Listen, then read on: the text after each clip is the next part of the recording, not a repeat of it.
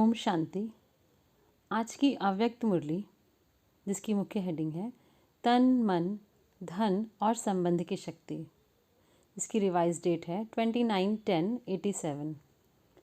इसमें बाबा ने एक मुख्य बात, बहुत इम्पॉर्टेंट बात समझाई है, जिसमें बाबा ने कहा है कि लौकिक जीवन व अलौकिक जीवन में सफलता का आधार शक्तियाँ ही हैं।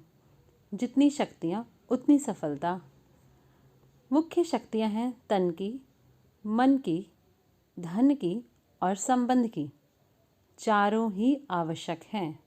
अगर चार में से एक भी शक्ति कम है तो जीवन में सदा व सर्व सफलता नहीं होती। अलौकिक जीवन में भी चारों ही शक्तियाँ आवश्यक हैं। तो आज हम इसी पॉइंट पे मनन करेंगे। तो बाबा ने सबसे पहले जो शक्ति बताई वो बताई तन की, फिर बाबा ने बताया मन की शक्ति के बारे में, फिर धन की शक्ति के बारे में बाबा ने बताया और फिर संबंध की शक्ति के बारे में। तो हमें इसे अपनी धारणा में कैसे लाना है, कैसे पुरुषार्थ में हम इन शक्तियों को, बाबा की इस पॉइंट को हमें यूज़ करना है। तो पुरुषार्थ के लिए हम इस पॉइंट्स को इनसाइड आउट देखेंगे और नीचे से शुरू करेंगे, नीचे से ऊपर की तरफ जाएंगे और इनसाइड आउट। तो जैसे पहले बाबा ने बोला है कि सर्व संबंध, नीचे से बात शुरू करेंगे तो संबंध पहले आएगा। तो पहले बाबा से हमें सर्व संबंध जोड़ने हैं, सर्व संबंधों का रस बाबा से अनुभव करना है। तो जब सर्व संबंध बाबा से जुड़ जाएंगे तो बाबा भी हमें सर्व संबंधों से सहयोग अवश्य देता है। तो जैसे लौकिक में भी बाबा ने एग्जाम्पल दिया ना कि लौकिक में भी किसी से संबंध जोड़ते हैं, किस लिए जोड़ते हैं? स्नेह और सहयोग के लिए। तो ऐसे ही जब बाबा से हम सर्व संबंध जोड़ते हैं तो बाबा भी हमें सहयोग करता है, प्राप्ति की अनुभूति होती है, हमें बाबा से प्राप्ति होती है। तो बाबा से प्राप्ति होती है और बाबा से जब हमारा स्नेह है तो जितना स्नेह हमें बाबा से है उतना ही हमारा स्नेह मुरली से भी होता है। तो इस प्रकार हम दूसरी स्टेज अर्थात मुरली से प्रेम ही हमें ज्ञान धन का धनी बना देता है, क्योंकि हमें बाबा से प्यार है तो हमें मुरली से प्यार है। अर्थात यह है हमारी सेकंड स्टेज, नीचे से ऊपर की तरफ हम जाते हैं, हम ज्ञान धन के धनी बन जाते हैं। अर्थात हमारी धन की शक्ति बढ़ जाती है, ज्ञान धन की शक्ति। तो ज्ञान खजानों से भरपूर आत्मा सदा मन की डांस में मस्त रहती है। मन बुद्धि सदा उस आत्मा का एकाग्र रहता है, क्योंकि सारा दिन ज्ञान का मनन चिंतन बुद्धि में चलता रहता है।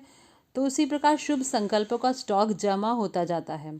तो शुभ संकल्पों का स्टॉक जमा होते होते होते होते हम पहुंच जाते हैं नीचे से थर्ड स्टेज में, अर्थात मन की शक्ति। हमारा मन की शक्ति बढ़ जाती है, मन शक्तिशाली हो जाता है।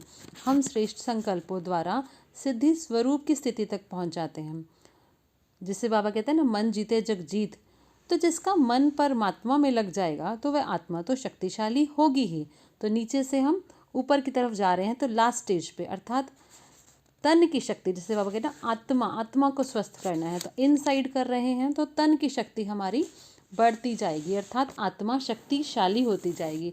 तो जब हम इस तरह से संबंध जोड़ते हैं, फिर हमारा ज्ञान धन बढ़ता है, मन एकाग्र होता है, तो आत्मा लास्ट स्टेज शक्तिशाली होती जाती है। और फिर आते हैं आउटसाइड की तरफ। यह हुआ सब कुछ इनसाइड। अब आउटसाइड की तरफ आते हैं कि जब ये तीनों चारों स्टेजेस हम पार कर लेते हैं तो हमारा बाहर का भी अर्थात आउटसाइड, ये स्थूल देह भी निरोगी रहनी शुरू हो जाती है। मन में सबके लिए प्रेम, रहम भाव, शुभ भावना भर जाती और हमारा स्थूल धन की प्राप्ति भी हमारे लिए सहज हो जाती है, क्योंकि बाबा ने कहा है जो जिसका ज्ञान धन से भरपूर है, ज्ञान खजानों से भरपूर है, उसके लिए स्थूल धन कोई बहुत बड़ी मुश्किल बात नहीं है। तो हमें स्थूल धन की प्राप्ति सहज होती है। और इस प्रकार हमारे सर्व लौकिक संबंध भी हमारे वो भी अच्छे मधुर चलते हैं। हमारे सर्व संबंधों में भी मधुरता आ जाती है, लौकिक सर्व संबंधों में भी। तो इस प्रकार देखते हैं कि जब हम इनसाइड अंदर से नीचे से हमने परिवर्तन शुरू किया, संबंध, ज्ञान धन मन एकाग्र, और फिर हमने आत्मा को शक्तिशाली किया। ये चारों स्टेजेस को पार करते ही हमारा बाहर से परिवर्तन अर्थात ऊपर से तन तंदुरुस्त हो गया, मन भी अच्छा हो गया और धन कमाना भी सहज हो गया और हमारे सर्व संबंधों में भी मधुरता आती जाएगी। अच्छा, ओम शांति।